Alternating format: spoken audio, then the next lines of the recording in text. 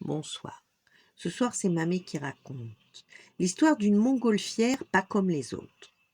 Le grand magasin brillait de mille feux.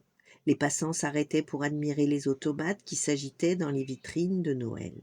Il y avait des Pères Noël qui escaladaient des cheminées, des étoiles baladeuses, des poupées qui ouvraient des cadeaux. Il y avait aussi un ourson coiffé d'un bonnet rouge. Il était assis dans une montgolfière, il montait jusqu'à un croissant de lune scintillant.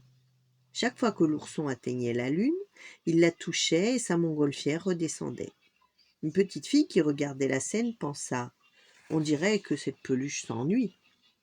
Soudain, l'ourson cligna de l'œil, comme pour lui dire: C'est vrai, j'en ai assez de répéter les mêmes gestes. Cette fois, je vais monter jusqu'à la vraie lune. Sa montgolfière se libéra du fil transparent qui la retenait et traversa la vitrine sans briser la vitre.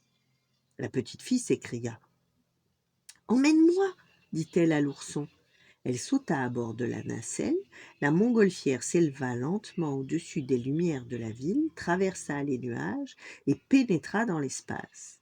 La flamme qui servait à gonfler le ballon se transforma alors en réacteur de fusée et la montgolfière fut propulsée à la vitesse d'une comète.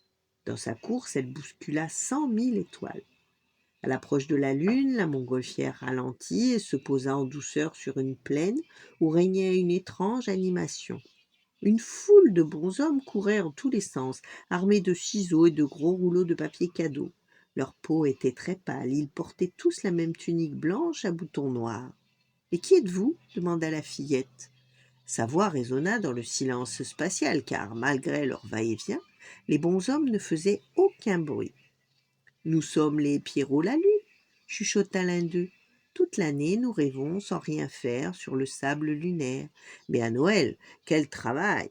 Le Père Noël nous embauche pour emballer les cadeaux destinés aux petits-enfants de la Terre. Regardez ces tas de jouets là-bas, si hauts qu'on dirait des montagnes. Ils attendent d'être cachés dans des paquets étincelants.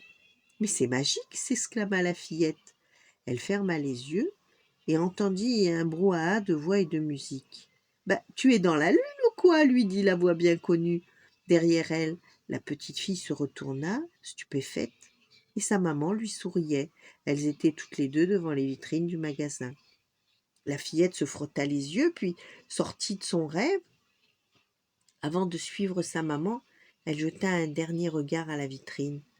L'ourson qui touchait la lune lui fit un clin d'œil amical. Voilà. Bonne nuit, faites de beaux rêves et à demain.